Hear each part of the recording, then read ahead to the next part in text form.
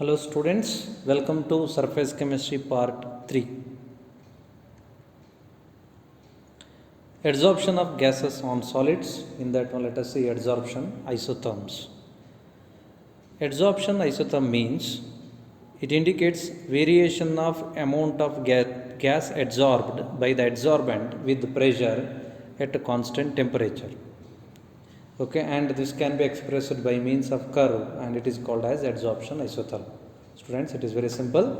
Amount of gas adsorbed with respect to the pressure is given in terms of a curve at a constant temperature, and that is called as adsorption isotherm.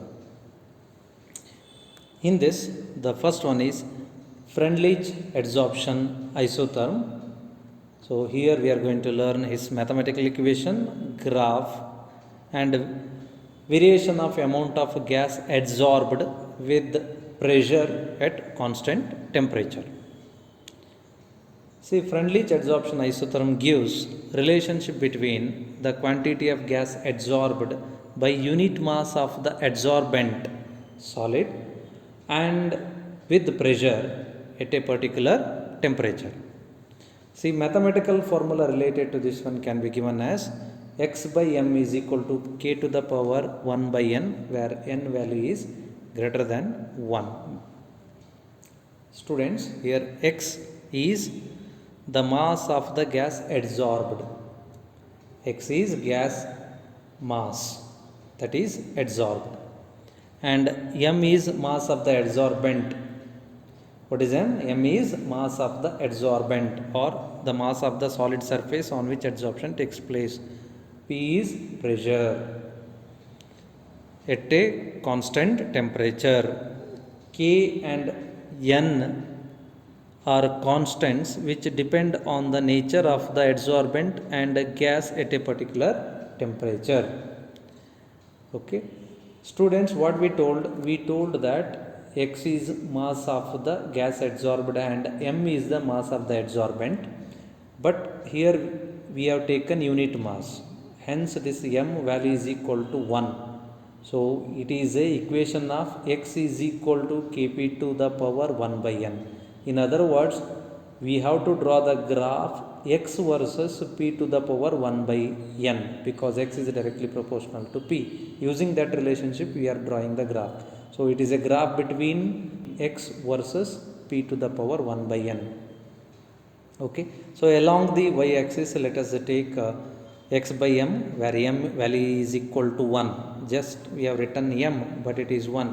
So automatically this x by m is equal to x only. So along y-axis let us write pressure P and let us draw the graph at a constant temperature T. Okay. So when we draw the graph, we are going to get the graph like this. Okay. So initially, as I increase the pressure, the mass of the gas molecule adsorbed increases considerably. As pressure goes on increasing, the mass of the gas molecule adsorbed decreases. At a very high pressure, the gas molecules adsorbed on the surface, that mass almost remains constant, almost parallel to the x-axis. So this graph indicates that at lower pressure, gas molecules adsorbed. At lower pressure, gas molecule adsorbed is directly proportional to pressure. As I increase the pressure, you can see that there is a considerable increase in the mass of the gas adsorbed on the surface of the solid. So here at lower pressure, x is directly proportional to pressure. Okay. As I increase the pressure, what happens? At very high pressure, this amount of gas molecule adsorbed almost parallel to the x-axis. That means it is independent of pressure. Pressure has no effect on the adsorption. And in between that, I can write like this: x by m, that is gas molecule adsorbed mass, is directly proportional to p to the power 1 by n. So from this graph, what is clear, students? At lower pressure, amount of gas is adsorbed is directly proportional to pressure. At a very high pressure, amount of gas adsorbed is independent of pressure, and in between that one, amount of gas adsorbed is directly proportional to p to the power 1 by n. I hope that you understood the graph. Now we have one more graph. In that one, we have taken different constant temperatures 195 Kelvin, 244 Kelvin, and 273 Kelvin. From this, what is clear, at lower temperature, this physical adsorption, whatever discussing, is going to be more. At lower temperature, more gas molecules are adsorbed. As I increase the temperature, the amount of gas molecules adsorbed goes on decreasing. Validity of Freundlich adsorption. See, validity of Freundlich adsorption isotherm is verified by taking log on either side to his mathematical equation. So, we have his mathematical equation x by m is equal to kp to the power 1 by n. Students, now let us take log on either side, here as well as here. So, what I can write, log x by m is equal to log k into p to the power 1 by n. Students, this right hand side, whatever we have, it is just like log a into b. How to write log a into b? It can be written as log a plus b. So, I am going to write log k plus log p to the power 1 by n in the second step. Okay. Next, see, whatever quantity I have, it is of the form a to the power m. What is log a to the power m, students? It is m log a. So, let me write that one in the next step, that is 1 by n log p. Okay. So, this equation is comparable to the equation of y is equal to mx plus c. So, this indicates y axis.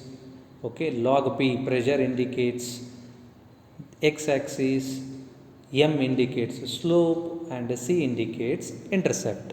This equation is comparable to y is equal to mx plus c, okay, where y is log x, because m is already 1, we discussed. So, it is log x, that means amount of gas adsorbed, versus log p with pressure. And what is 1 by n? That is slope. What is log k? That is intercept. Suppose if we get a straight line for this graph with the intercept, then that indicates that Freundlich adsorption isotherm is verified. Otherwise, whatever he told is wrong. The validity of Freundlich adsorption isotherm can be verified by drawing a graph by taking log x by m along the y-axis and log p along the x-axis. And suppose if we are going to get a straight line, students, then that indicates that Freundlich adsorption isotherm is valid, otherwise not. So, let us draw the graph by taking log x by m along the y-axis. It is nothing but log x only, because m is unit mass adsorbent. Log p along the x-axis. Okay, we are going to get a straight line like this.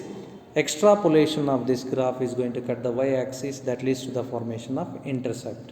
The slope of this graph is found to be equal to 1 by n, where intercept is found to be equal to log k. So, hence it is proved that Freundlich adsorption isotherm is verified. But students, still at higher pressure it is found that there is a deviation from this straight line. At higher pressure, this graph is going to slide like this. It is going to bend like this. Hence, we can say that at higher pressure it is not valid. Okay, Freundlich adsorption isotherm explains behavior of adsorption in an approximate manner. The factor 1 by n can have values between 0 and 1. The experimental isotherm always seem to approach saturation at high pressure. As I told students, at high pressure saturation is reached, and Freundlich adsorption isotherm fails to explain at high pressure, and this can be considered as limitation. Now let us say adsorption in the case of solutions. The process of adsorption even is possible in the case of solutions. Let us say some examples. When aqueous solution of acetic acid is shaken with charcoal, the concentration of acetic acid decreases. The decrease in the concentration is due to adsorption of acetic acid by the charcoal. Similarly, litmus solution becomes colorless when shaken with charcoal, indicating that a charcoal is going to adsorb colored substance of litmus. Magnesium hydroxide is a colorless precipitate, but when it is precipitated in the presence of magnesium reagent, a bluish dye, the precipitate acquires blue color, and this blue color is due to adsorption of dye on its surface. So these are all examples which indicate even adsorption is possible in the case of solutions. Now let us see factors affecting adsorption in the case of solutions. Adsorption from the solution by the solid adsorbents depends on the following factors. The first one, the nature of the adsorbent and the adsorbate. And the second one, temperature. The extent of adsorption in general decreases with increase in the temperature. Third one, as we discussed in physical and chemical adsorption, surface area. Obviously, even in the case of solution, the extent of adsorption increases with increase in surface area. Concentration. As concentration increases, the extent of adsorption increases in the case of solutions. The effect of concentration on the adsorption can be indicated with the help of mathematical form that is similar to that of Freundlich adsorption isotherm. In the case of pressure, that can be replaced with the help of concentration. Students, so we can write a similar type of mathematical equation as that of Freundlich adsorption isotherm, and in the place of pressure that can be replaced by the concentration. Hence our mathematical equation comes out to be x by m is equal to kc to the power 1 by n. So in the place of pressure, what we replaced? Concentration. And validity of this one once again can be identified by taking the log. When we take a logarithm on either side, final equation comes out to be log x by m is equal to log k plus 1 by n log c. And suppose if a graph of log x by m versus log c, if it comes out to be straight line, then it is going to be the correct one, or it is going to be the valid one.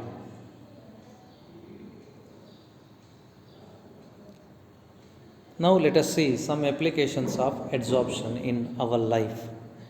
The phenomenon of adsorption finds a large number of applications. Let us see some important applications of adsorption. The first one, in the production of vacuum. The remaining traces of gas can be adsorbed by the charcoal from a vessel evacuated by a vacuum pump to give very high vacuum. So here charcoal is used as an adsorbent and remaining traces of gases are adsorbed, thereby we can get the vacuum. In the case of gas masks, it is a device that consists of activated charcoal. So this is a gas mask. It is a device that consists of activated charcoal in it or a mixture of different adsorbents. So this is going to adsorb different poisonous gases like chlorine, carbon monoxide, sulfur, sulfur dioxide, etc. And this type of gas masks are generally used in coal mining to get the pure air for the breathing purpose. Okay. So as I told, it consists of activated charcoal and it absorbs poisonous gases and used in coal mining. The next one is in the case of a desiccator, or in the case of desiccation or dehumidification to remove the moisture. Certain substances have a strong tendency to absorb moisture. For example, silica or alumina gel, generally used in the lab. Okay, so they absorb water vapors or a moisture present in the air. Okay, so this is called a desiccator. Generally used in the lab for dehumidification or desiccation, and silica gel or alumina is used, kept at the bottom, and they are going to adsorb the moisture present in that desiccator. Next is removing of coloring substances. So removing of coloring matter can be done by using once again animal charcoal, students, or simple charcoal can be used. Okay. In the case of sugar, we know that animal charcoal is used for the removal of its colors. That's why we get very white, bright white colored sugar. Heterogeneous catalysis. Many catalyses, they follow the theory of adsorption. First, reactant molecules are adsorbed on the surface, then they react and they give the product. Many examples we can give. For example, in the case of hydrogenation of oils, nickel is used as the catalyst. Finally, divided vanadium pentoxide is used in the case of contact process of formation of sulfuric acid. In the case of preparation or manufacture of ammonia, iron is used as a catalyst. So, catalyst works on adsorption theory. In the case of separation of inert gases, once again adsorption plays an important role. So, here we are going to use the coconut charcoal, and there is a differential adsorption of the gases based on their ability to get adsorbed at different low temperatures. Okay, generally the noble gas with the highest atomic mass adsorbed first. Softening of hard water. Hard water is made to pass through the column packed with zeolites. Okay, here we have zeolite bed, and the ions like calcium, magnesiums, which are responsible for hardness, are get adsorbed on zeolite, and sometimes even they exchange it with the ions like sodium, potassium.